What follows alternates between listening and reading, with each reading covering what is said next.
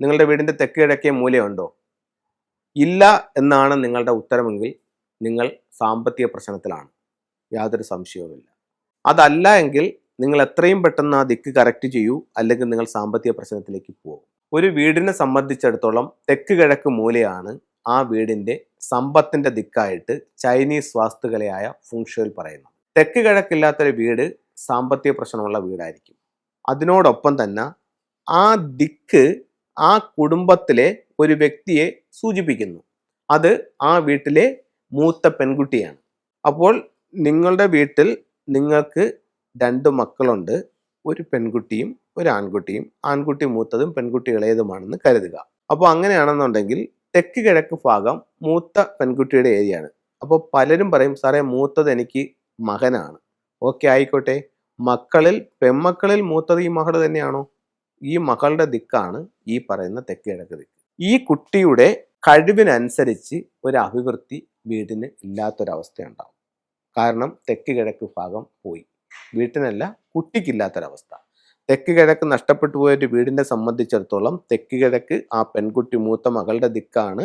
തെക്ക് കിഴക്ക് നഷ്ടപ്പെട്ടു പോയൊരു വീട് ആ പെൺകുട്ടിയുടെ കരിയറിനെ അല്ലെങ്കിൽ ഗ്രോത്തിനെ സാരമായ രീതിയിൽ ബാധിക്കും. അവിടെ കഴിവിനനുസരിച്ച് ഒരു പ്രോഗ്രസ് കിട്ടത്തില്ല.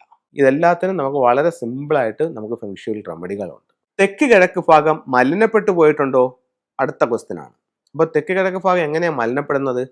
തെക്ക് കിഴക്ക് മിസ്സിങ് ആയി കഴിഞ്ഞാൽ അത് നഷ്ടപ്പെട്ടു പോയി. മലിനപ്പെടുന്നതോ? തെക്ക് കിഴക്ക് ഭാഗത്ത് നിങ്ങൾക്കൊരു സെപ്റ്റിക് ടാങ്ക് ഉണ്ട്, തെക്ക് കിഴക്ക് ഭാഗത്ത് നിങ്ങൾക്കൊരു വേസ്റ്റ് വാട്ടറിൻ്റെ കുഴിയുണ്ട്, തെക്ക് കിഴക്ക് ഭാഗത്ത് നിങ്ങൾക്ക് ഒരു കിണറുണ്ട്, തെക്ക് കിഴക്ക് ഭാഗത്ത് നിങ്ങൾക്കൊരു ബോർവെല്ലുണ്ട്. ചിലർ പറയും, സാറേ കിണറില്ല, പക്ഷെ അവിടെ ഒരു ബോർവെല്ലുണ്ട്. ബോർവെല്ലും കിണറും ഒരേ റിസൾട്ട് തന്നെയാണ്. ഒരു വളരെ പ്രോസ്പെരിറ്റി ഉള്ള ഒരു മീനൻ രാശിയിൽ ഒരു ബോർവെൽ ഇരിക്കുകയാണെങ്കിൽ, ഒരു കിണർ ഇരിക്കുകയാണെങ്കിൽ ആ വീടിന് ഒത്തിരി നേട്ടങ്ങളുണ്ട്. അതേസമയം നിങ്ങളുടെ വീടിന്റെ തെക്ക് കിഴക്ക് ഭാഗം എന്ന് പറയുന്ന അഗ്നികോണിൽ നിങ്ങൾക്ക് കിണറോ ഈ പറയപ്പെടുന്ന ബോർവെല്ലോ വന്നു കഴിഞ്ഞാൽ അത് ആ വീട്ടിലെ സ്ത്രീകൾക്ക് ആരോഗ്യ സംബന്ധമായിട്ടുള്ള പ്രശ്നങ്ങൾക്കും സാമ്പത്തിക പ്രശ്നത്തിനും ഇടവരും. ഇതെല്ലാം വാസ്തുവും ഫെങ്ഷുവും കൂടെ ബേസ് ചെയ്തിട്ട് പറയുന്നതാണ്, അല്ലാതെ എൻ്റെ കണ്ടുപിടുത്തങ്ങളൊന്നും അല്ല. ഒരു വാസ്തു പ്രശ്നം ഉണ്ടെന്ന് നിങ്ങൾക്ക് തോന്നിക്കഴിഞ്ഞാൽ എത്രയും പെട്ടെന്ന് തന്നെ ഒരു കൺസൾട്ടിനെ കാണിച്ച് അദ്ദേഹത്തിൻ്റെ സേവനം വാങ്ങിക്കുകയാണെങ്കിൽ നിന്ന സ്ഥലത്ത് നിന്നും വീണ്ടും താഴോട്ടെങ്കിലും പോകാതിരിക്കാനും മുകളിലോട്ട് കയറി വരാനും അത് നിങ്ങളെ സഹായിക്കും. അപ്പോൾ നമ്മൾ ടൂൾസിനെ പറ്റി പറയുകയാണ്. ടൂൾസിനെ പറ്റി പറയുമ്പോൾ ഇത് ഒരു ഗ്രീൻ ജേഡിൻ്റെ ബ്രേസ്ലെറ്റ് ആണ്. ഇപ്പോൾ 2025 സംബന്ധിച്ചിടത്തോളം ക്രിസ്റ്റൽസും മെറ്റൽസും കൂടെ ഉള്ളൊരു കോമ്പിനേഷൻ ഒത്തിരി പ്രോസ്പെരിറ്റി തരുന്നതായിട്ട് മാസ്റ്റേഴ്സ് പറയുന്നുണ്ട്. അപ്പോൾ ഇത് നമുക്ക് ധരിക്കാവുന്നതാണ്. ഗ്രീൻ ജേഡാണ്, ഇത് ഹെൽത്തിനെ മെച്ചപ്പെടുത്തും. ഇത് മൾട്ടി കളർ ബ്രേസ്ലെറ്റ് ആണ്. ഇത് നമുക്ക് എല്ലാ ആവശ്യങ്ങൾക്കും വേണ്ടിയിട്ടും ഉപയോഗിക്കാവുന്നതാണ്. ഇത് വന്നിട്ട് സെട്ടിൻ്റെ സ്റ്റോൺ ആണ്. ഇത് വെൽത്തിനെ അട്രാക്ട് ചെയ്യും.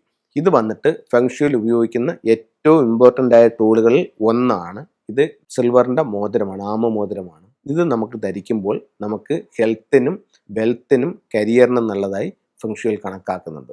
അപ്പോൾ എല്ലാവർക്കും എല്ലാ ഐശ്വര്യങ്ങളും ഉണ്ടാവട്ടെ എന്ന് പ്രാർത്ഥിച്ചുകൊണ്ട് നിർത്തുന്നു.